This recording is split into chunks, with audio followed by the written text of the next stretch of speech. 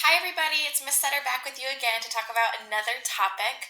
Today, we're going to be talking all about crisis and how to intervene if you're feeling like you're in a poor state of mind during this crisis that we're all in, right? COVID 19 is a crisis that we're all experiencing. And what is crisis? A lot of people say the word crisis, but they're not really sure what exactly it means. And crisis, as you can see here, is a time of intense difficulty, trouble, or danger. So let's get started with our resources today. So first, I want to show you the National Suicide Prevention Lifeline website. A lot of you guys have probably heard of this lifeline, either through your school counselor or through this Logic song that was very popular in 2017. And the title of it was the Suicide Prevention Hotline number. So if you look at this website, there are a lot of good resources. So it's not only for when you're feeling this way, it's also if you just need the resources in order to prevent from feeling this way. So if we scroll all the way down here, I would like to show you that there is an emotional well-being during the COVID-19 outbreak link, and there's also a specific link for youth.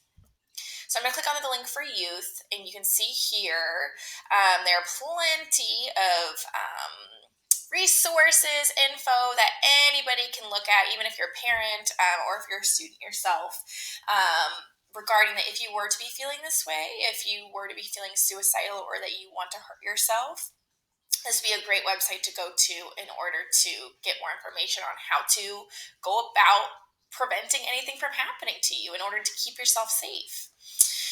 A lot of students that I've talked to have always said, "Well, I don't really want to call that hotline because I don't even know what are they even gonna say to me, right?"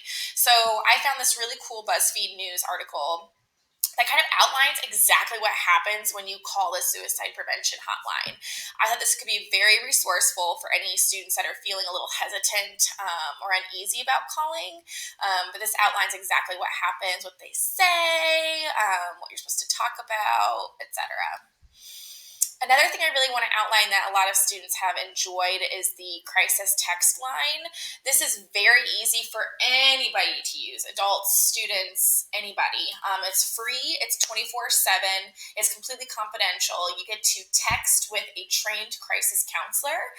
So for those of you that don't really like talking on the phone or struggle talking in person, this text line is a really good option. And this is the one that we advertise at Franklin Township Middle School West quite a bit.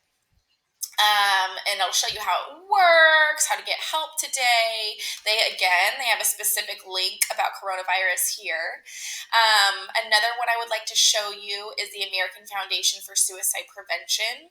And I really, really want to go over specifically the warning signs of suicide. And this is important not only for students, but for parents and adults as well, because adults are going through a hard time too, and it's important to know what these look like.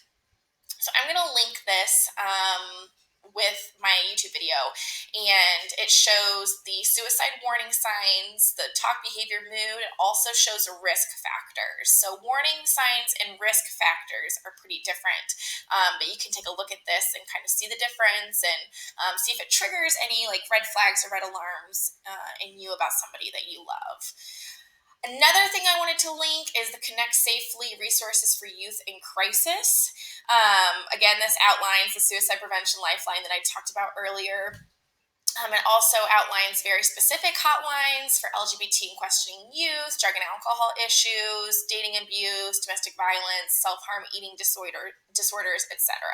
So I'm going to link this as well for our students to use. Say hi, Odie.